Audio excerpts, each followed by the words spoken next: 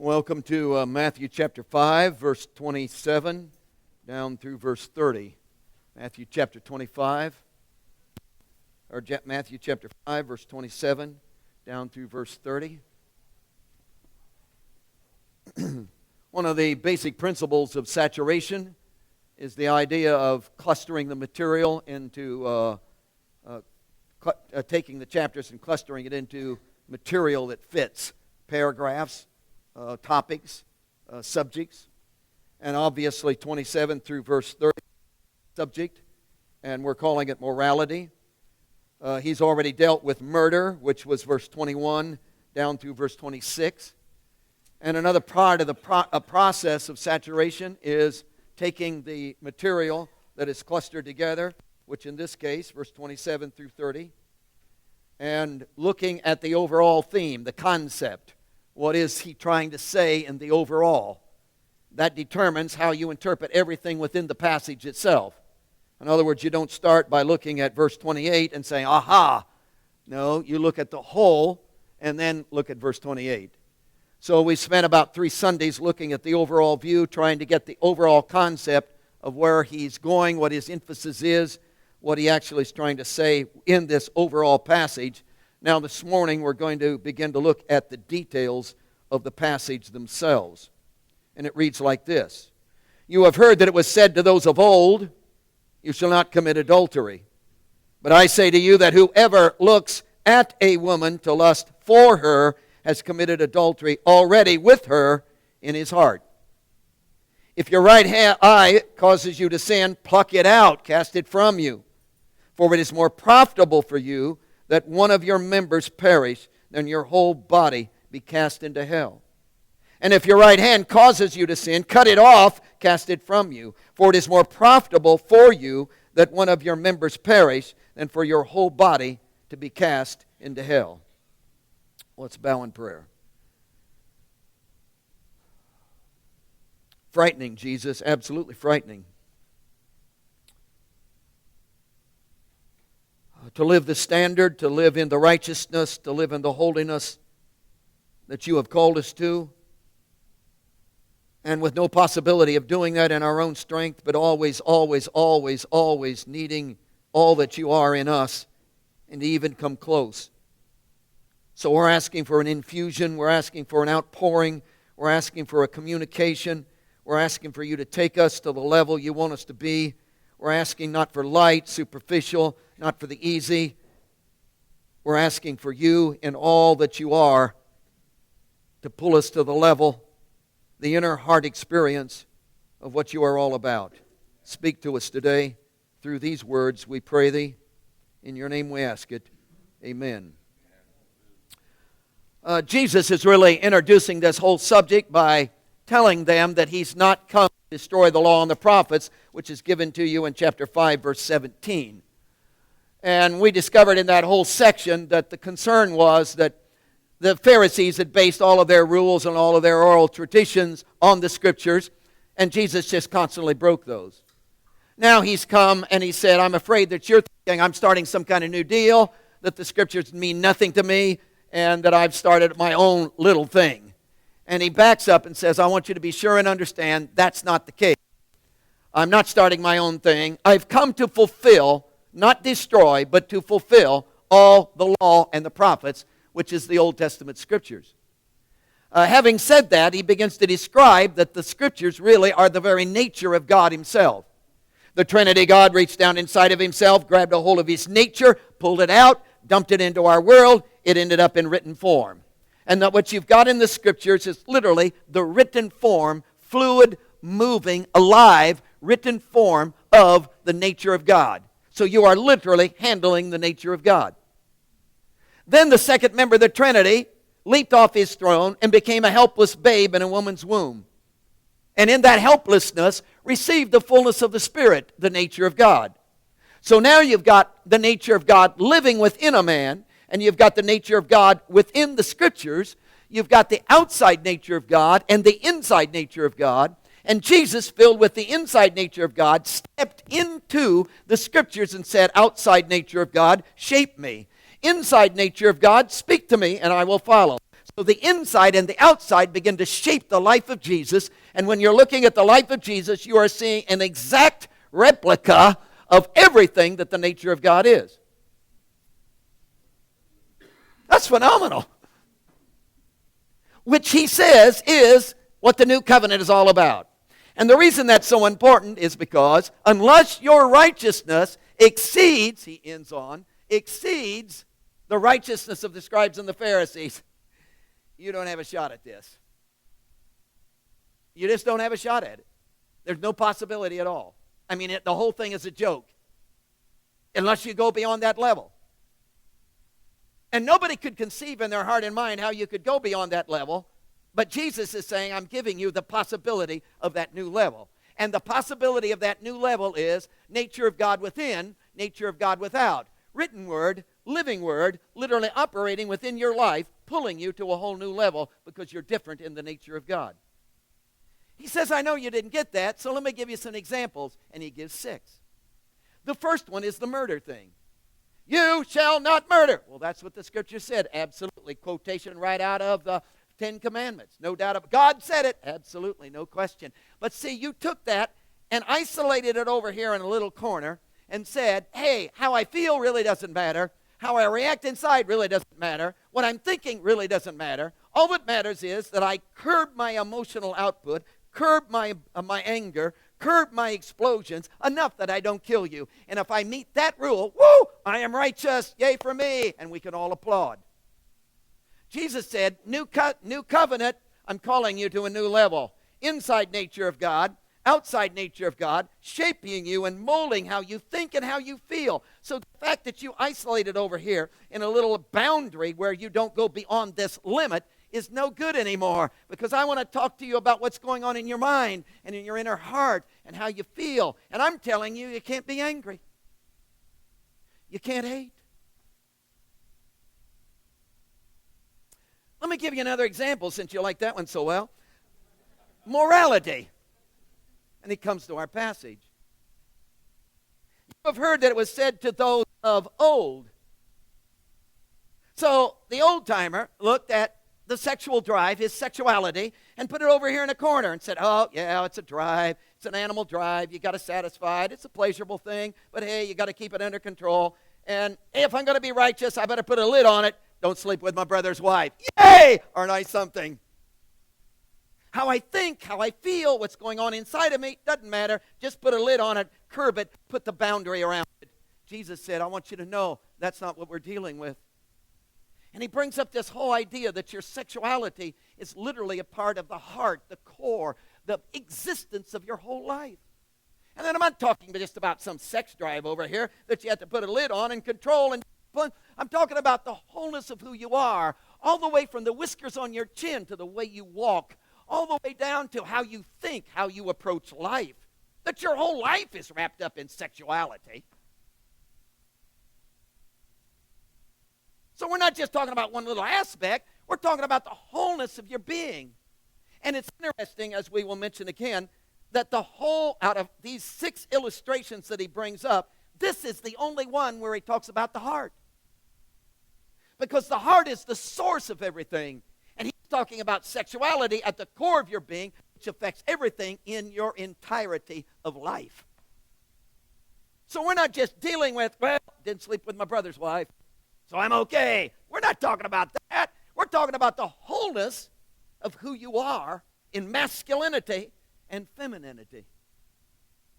Wow. Jesus said, I want to give you the new standard. This is the new standard of outside nature of God, inside nature of God, written word, living word, shaping your life, thinking like God does. And the new standard of that, 28, but I say to you that whoever looks. Let me talk to you about looking.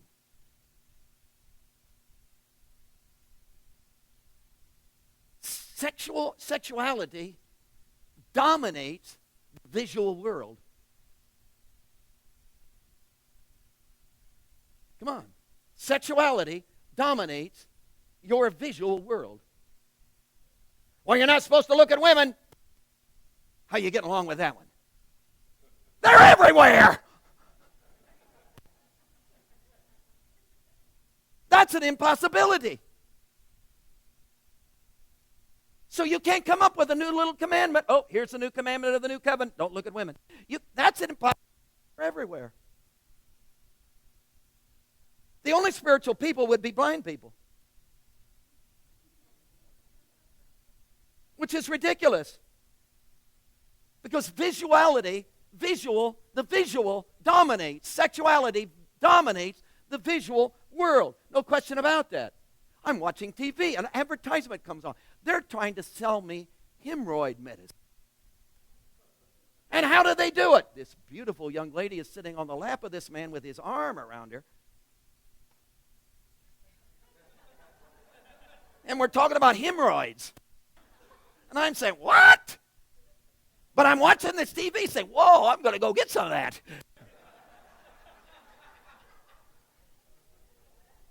Because my visual world is dominated with sexuality. The advertisement world feeds off of it. Come on. It's my visual world. I don't have to convince you that what determines the fashion world, what you wear, it's not comfort, not how cheap it is, it's how's it look. And it's all about the sexual visual world. I came in the living room. My wife was watching TV, and she watches this cooking channel. Just hours of it. Anyhow, I'm coming in. There was this 3 contestants, maybe 2, I don't remember. But there was these contestants, and it was a dessert thing. And they had a certain amount of time with certain ingredients to make this dessert, and one of them would win, all this stuff. You know how it goes. So this guy, he won this contest. He won this dessert thing. And because he took his ingredients and he made this kind of a base dessert, like cake thing, and then on top of that he put another thing, and then on top of that he had another thing, and on top of that he had another thing, and on top of that he had another thing, and everybody was raving how sleek and sensual it looked. Nobody tasted it, but he won. Because our cooking is determined by the visual sexuality. Interesting. I feel sorry for anybody who wasn't a teenager in the 1950s. You just blew it, man. You just absolutely blew it. And you'll never catch up, and I'm sorry about you. You'll just have to get along the best that you can. The 50s were so cool. I mean, we were so cool. The 50s. I mean, 1957 Chevy. Never been anything like it, man. I'm telling you. Woo! What a car, man. It was so sleek. It was so, wow. And Elvis was born. I mean, not born, but rock and roll was born through Elvis, and the King lives forever. Hallelujah. And we had our radios turned up. Come on, we had our radios cranked up, our 57 Chevys. We cruised Main Street just back and forth, back and forth. Had our sleeves rolled up, muscles bulging. We put our belts on the side. Some of us have never quit. We have our hair slicked back. We had our collars up, man. We were so cool. It was the Fonz. It was a great age. 1953, the first Playboy magazine was published. It now is a $4.9 million business. All over sexuality dominating the visual world. Sex.com. The domain name. Just the name. I'm talking just the name. Not the content, not the pornography that goes with it, not what you can see when you get on it. I'm not talking any of that. I'm just talking the name, sex.com. If he just didn't own the name, it is worth $65 million. Just the name. Do you realize it's all about looking, folks? Do you realize that 28,258 people, 28,258 people view pornography not every day. View pornography, not once a month. View pornography, not every hour. View pornography, not every 5 minutes. View pornography every second.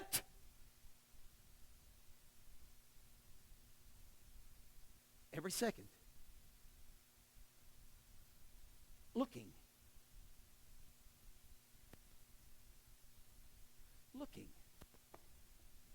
All about looking. Did you know that every 39 minutes a brand new video, pornography video is produced? That means 2 of them are going to come out while I'm preaching. That would be 78. Never mind.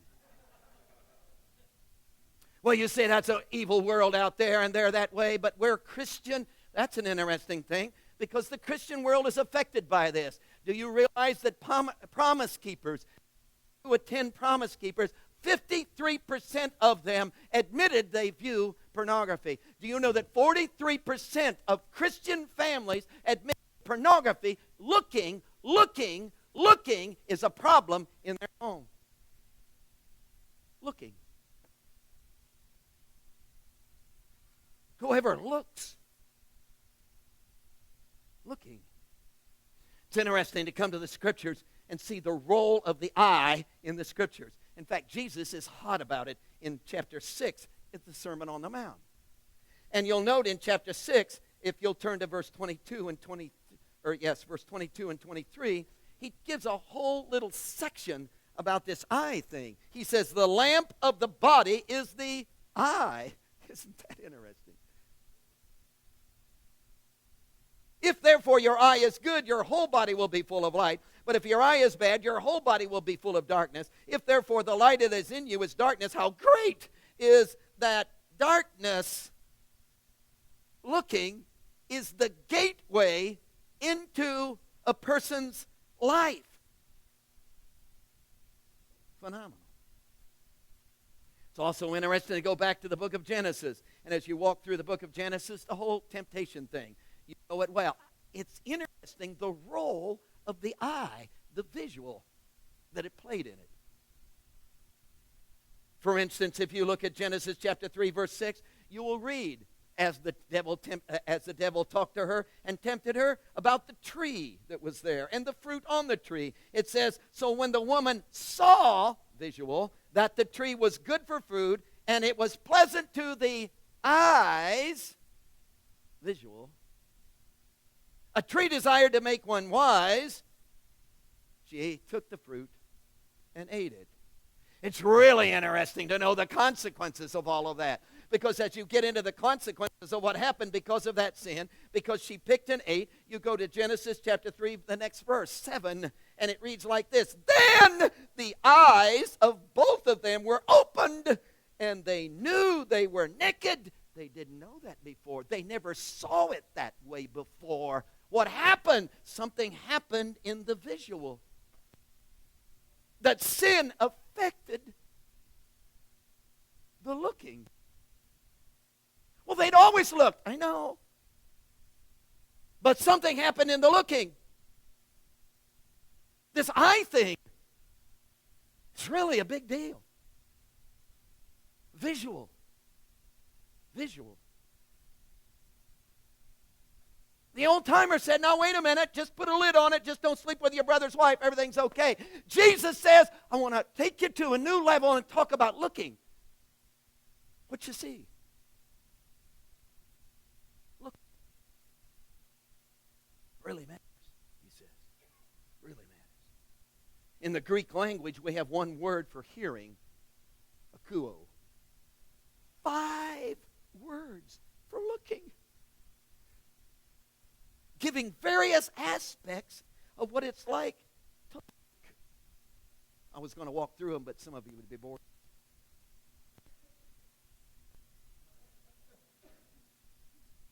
In our scriptures, but I say to you that whoever looks, blipo is the Greek word, it has to do with the function of the eye.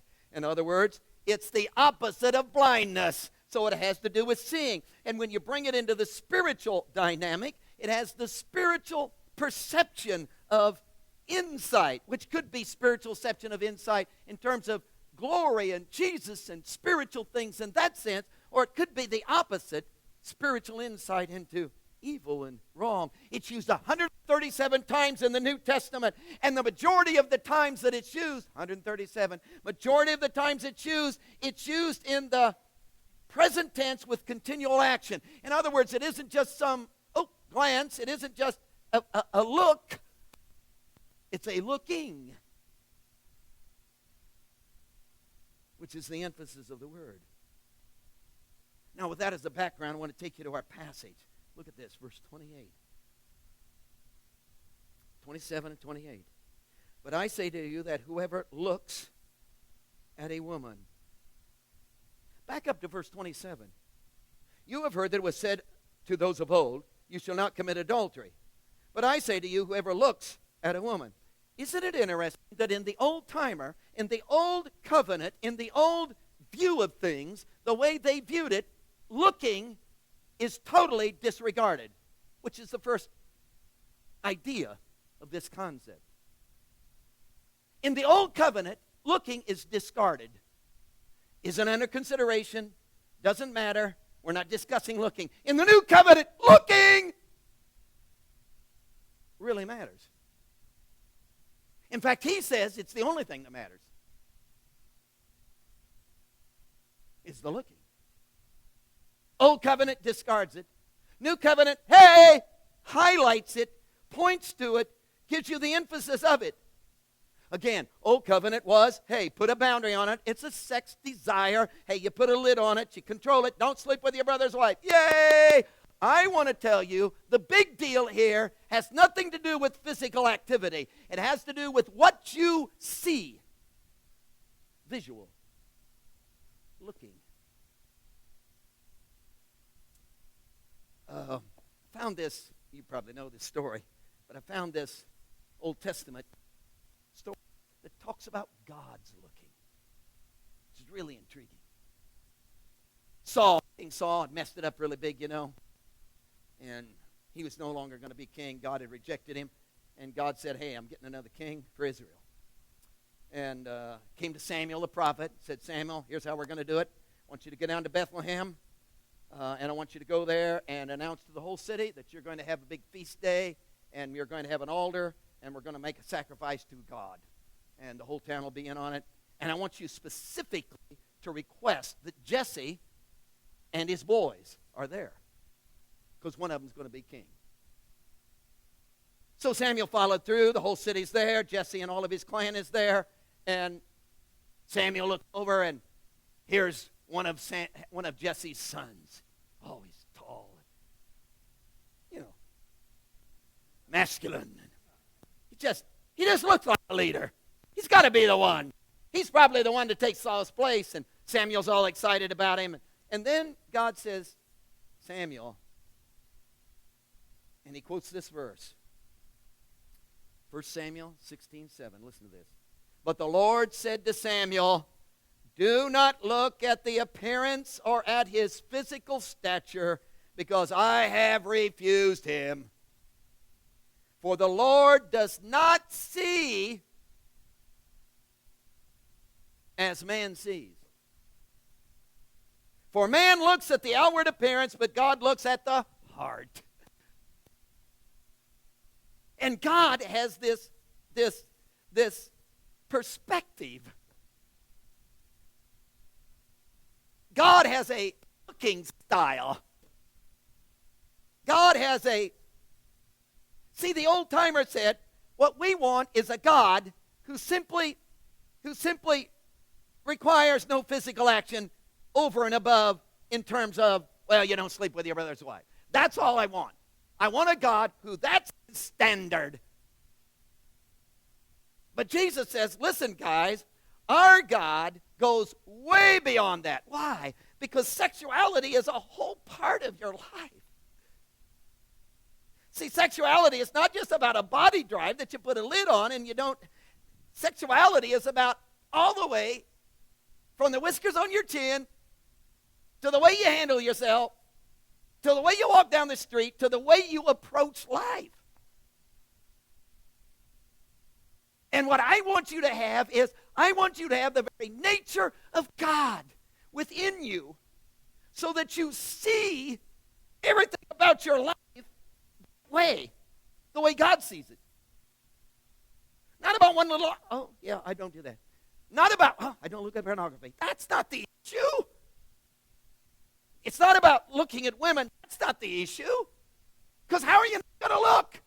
They're everywhere. So this is not about never looking at a woman. This is about what you see when you look, which is all dominated by this nature thing that's in your heart. What's going on inside of you? How you view, whether you have his perspective, his view, whether you have the mind of Christ, you see.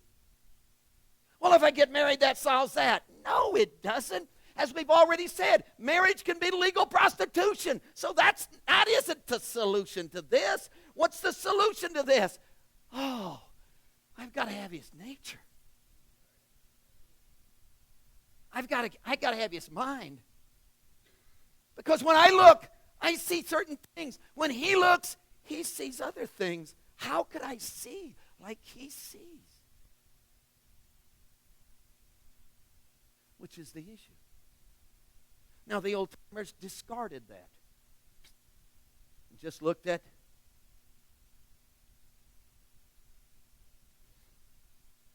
now, another part of this concept from the passage, old-timers discarded it. Jesus highlights the vision thing. The second part of this concept is the door idea. Now, the door idea is that in Jesus' thought process, the door to the whole internal heart rulership of your life is the eye. Looking is the mouth that reaches out and grabs hold of and feeds what's inside of you. So what's inside of you is getting bigger and bigger, fatter and fatter. Why? Because you're feeding it through the eye, and the door is the eye that feeds. That's his concept. Do you get that? It's the mouth. Now, when you come down to verse 29, look at this. If your right eye, now the right eye was the distance eye for them. So he selected that. See, the right eye, the distance eye that gives you the long-range view. The out there, yeah, oh, I see it. Yeah, it's way out there. It's not here. It's way out there. That's the right eye concept. So he brings that whole thing up and talks about sexuality in terms of right eye. See, what's happened is, down deep inside, my self-centeredness in the heart of my being has reached out and grabbed a hold of my heart, which is the controller of everything in my life. And since my sexuality is all wrapped up in the core of my being and filters through everything that I am, it literally reaches self-centeredness, has reached out, grabbed a hold of my heart, which reached out, grabbed a hold of my sexuality, and now I have the view of the self-centeredness that's rolling through all the sexuality that applies to all the variety areas of my life. And as I view what's out there, I don't see it as out there, I see it as right here. Oh, you got to get this. So I'm tricked. And what was meant to give me a long-range view, now I view right here. And instead of what is going to happen in 50 years, now it's how can I have pleasure now? Instead of saying, where am I going to go?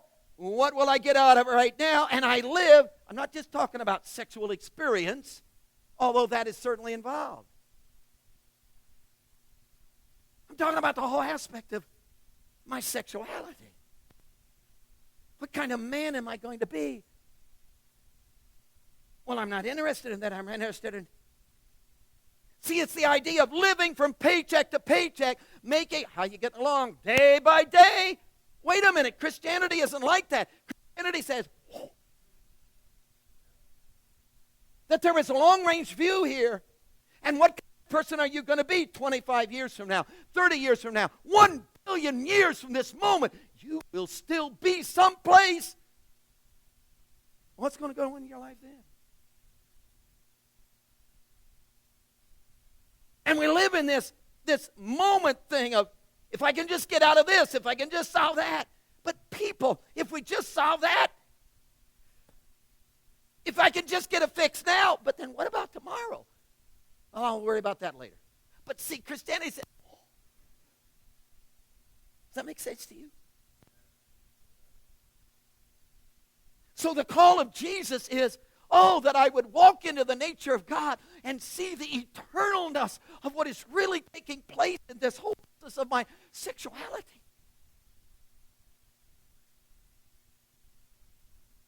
And the long range. Because what I see feeds the inner heart of my own self-centeredness. So he says your nature has to be changed. So the problem is not the looking. The problem is in what you see when you look, which is determined by what you are in your heart. Which brings us to the third part of the concept. Now, in the old-timer, looking, vision, visuality was tossed aside, discarded. Not important. Because all that matters is, hey, get this thing under control. Just don't go beyond this action. You're okay. Jesus says, no, people, no. Sexuality is intimately connected with the heart. And in the heart, it has reached out and grabbed a hold of the sexuality, which literally filters through the entirety of your life, all the way from the whiskers on your chin to the way you walk, to the way you approach life, to who you are as a person is affected by your sexuality. And looking is the door by which you gather up and feed that. So the issue is not what you see. The issue is not looking. The issue is how you interpret what you see.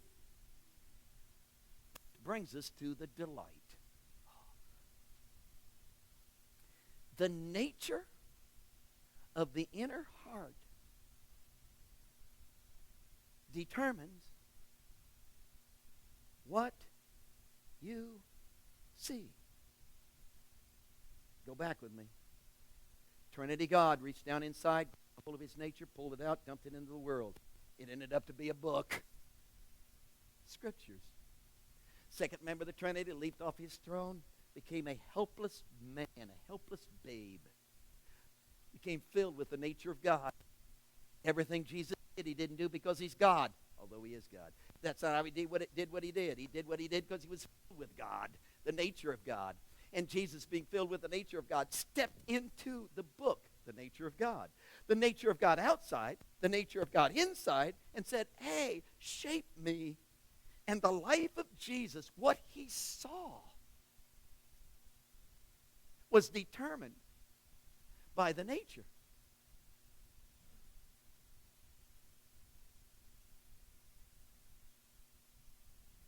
He looked at a man with a withered hand and said, whoa, what an opportunity. Heal that boy. Pharisees looked at the same man and said, oh, don't do a medical technique on the Sabbath day. Both looking at the same scene, seeing something different. Why? Determined by the nature that is within you. So do you see what he's saying? The issue then is the nature within you. Now go to the verse. Look at verse 28. But I say to you, who is saying it to us? Not God. He is God. I know that. But he's saying, I'm saying to you, a spirit-filled man who's being shaped by the outside nature of God and shaped by the inside nature of God is standing here saying, people, this is what's going on in the Scriptures. Here's what God intended when he gave the 10 Commandments. This was his deal, and you have missed it. You have missed it. So he's the one who's speaking to us. Now the verb of the passage is, has committed adultery. That's the verb, the main verb.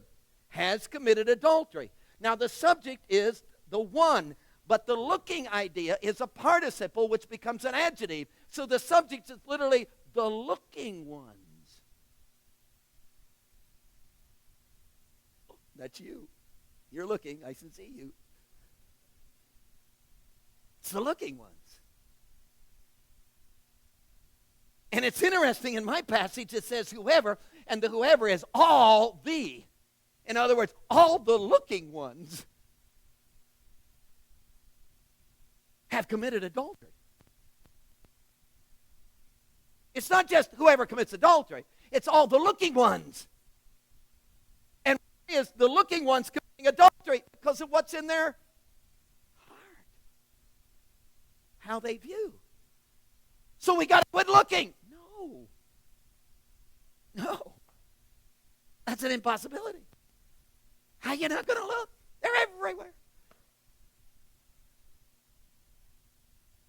And what happened on this thing was preachers like me got all upset, and we started railing on the women. Well, you dress, and we got all over you. As if you were to blame for our lust. When it doesn't matter if you run around with no nose at all, that doesn't matter. Because this is not about you, this is about me and what's in my heart.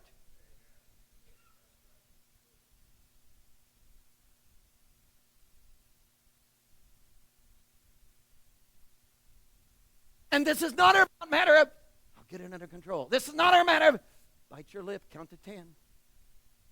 In fact, let me show you how he plays this out. Now remember, sexuality that he's talking about is not just this, I got this body drive, and I'll just put a lid on it. I won't sleep with my brother's wife, therefore I'm okay. No, sexuality is a part of your whole life. From the whiskers on your chin, to the way you move, to the way you walk, to the way you express yourself, to, hey, how you dress, to your whole life is wrapped up in your sexuality. In fact, he's going to go on and say things like this. Go the second. My sexuality says, not a chance. See, the law says I got to carry your stinking packages 1 mile. And I may buckle up and do that, and hey, there. But when I come to the end of the mile, trust me, I'm going to have a app on my phone, and I'm going to come to the end of the mile. I'm dropping your stinking packages immediately and not moving. Why?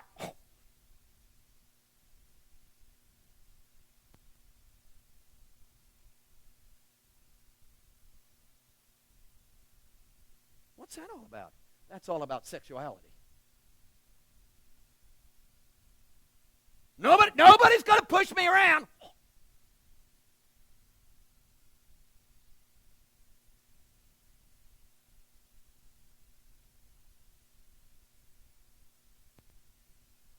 I told you the story I was reminded the other day when we had been married about 6 years, and I wanted to buy a 38 Chevy.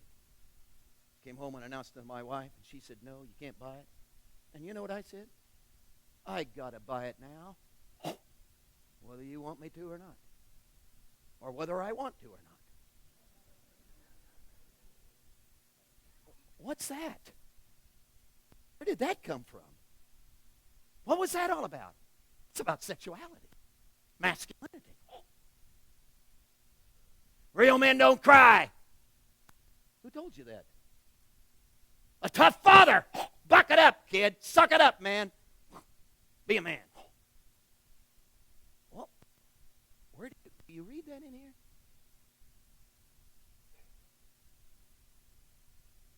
See, this isn't just about a sex drive. Put a lid on it. Don't sleep with your brother's wife. See, this is about sexuality and how you view things.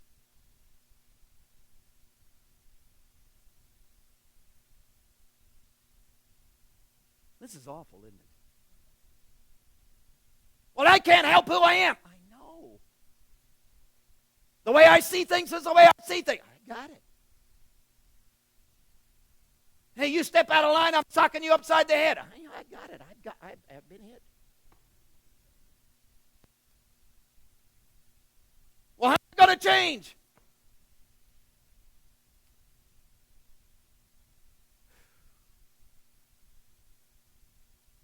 I've got to have a divine encounter of God to come and do something at the core of my heart which changes the way I look at you. Or I haven't got a shot at this. This is not a seminar on discipline. This is not an anger management class.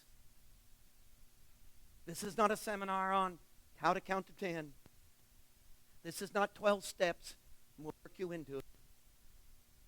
Could it be, oh, could it be, that what Jesus wants for your life, my life, is for Him to actually come and live within me, and in the intimacy of His presence, He would begin to give me His mind, and I could look and not lust. I could go the second mile and not drop the packages. I could be hit on this side, and it could actually grin as I say, help yourself. What?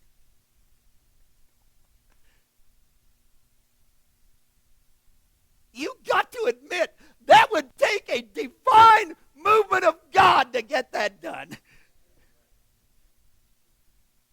But that's what I want. No wishy-washy Christianity. No, well, we're working on it. God's not done with me yet. I just want a divine encounter of the movement of God in my heart. And I begin to see. Because it's all about looking.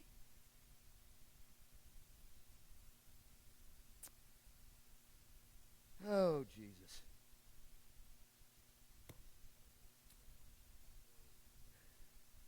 Oh, Jesus. So the best I can do this morning is posture myself in a position where you can change the way I see things. Oh, nature of God, I come in my helplessness. Would you fill me, nature of God? And Jesus, if you fill me, nature of God, oh, if you fill me, nature of God, at my heart level, I surrender my sexuality to you, my masculinity, I give it to you. How I respond, how I look at things, how I approach life, all the ways I've been taught. I surrender all of that to you, Jesus. I surrender all of that to you. I've been so full of myself. My sexuality has been full of myself. It was all about guard. It was all about protect. It was all about defend. It was all about, hey, you're not gonna. It was all about drawing lines and you don't cross. It was all about, hey,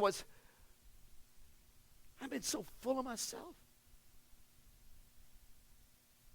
I'm the boss.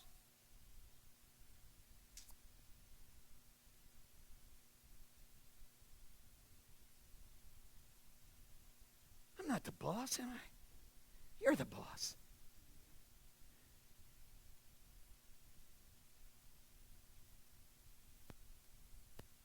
I'm a helpless human being, God, who can't control he drives. Who lives from one pleasurable moment to another. Who looks and grabs a hold of what looks good for the moment and lives on that and damns his whole life. I've only got one chance. You've got to come. Nature of God, fill me, this helpless man. Nature of God in your word, teach me.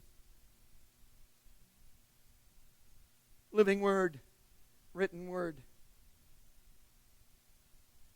Change the way I look at things.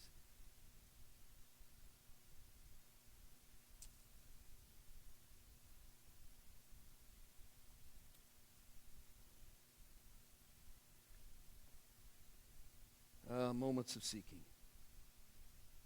Moments of seeking. Would you risk the kind of alterations Jesus would do in your life?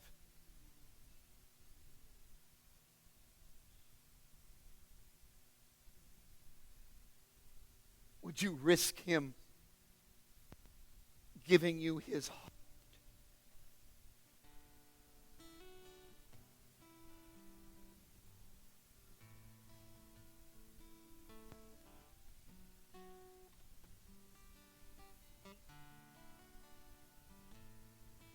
And you have to admit, dear friends, that's what won the early church.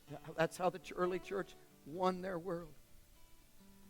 The crazy stuff like Philippi jail singing at midnight. Nail those Christians to a cross, and what do? Like their master, they say, "Forgive them, Father." What is that? What is going? They're weak. They're soft. They're a bunch of wimps. Or has their sexuality been so possessed by divine power, they've become real men who can change the course of history?